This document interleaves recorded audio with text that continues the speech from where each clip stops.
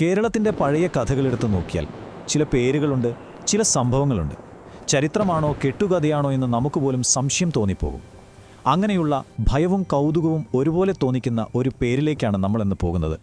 കടമറ്റത്ത് കത്തനാർ. ഈ പേര് കേൾക്കാത്ത മലയാളികൾ കുറവായിരിക്കുമല്ലേ? സിനിമകളിലൂടെയും കഥകളിലൂടെയും നമ്മുടെ മുത്തശ്ശിമാർ പറഞ്ഞു കേട്ട ഐതിഹ്യങ്ങളിലൂടെയുമൊക്കെ നമുക്ക് വളരെ പരിചിതനാണ് ഈ കത്തനാർ. അപ്പോൾ ആരായിരുന്നു ശരിക്കും ഈ കത്തനാർ?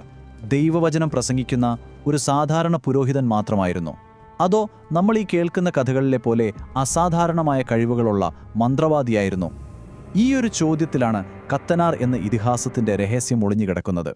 ശരി, ഈ കഥയുടെ ഉറവിടം തേടി നമുക്ക് കടമറ്റം എന്ന നാട്ടിലേക്ക് തന്നെ ഒന്ന് പോയി വരാം. എറണാകുളം ജില്ലയിലെ കടമറ്റം പള്ളി, ഇതാണ് കത്തനാരുടെ കഥകളുടെയെല്ലാം കേന്ദ്രബിന്ദു. സത്യം പറഞ്ഞാൽ കടമറ്റം എന്ന പേര് കേൾക്കുമ്പോൾ തന്നെ നമ്മുടെ എല്ലാം മനസ്സിലേക്ക് ആദ്യം ഓടിയെത്തുന്നത് കത്തനാരുടെ രൂപമാണ്. അത്രത്തോളം ആ പേര് ആ നാടുമായി ഇഴചേർന്ന് കിടക്കുന്നു.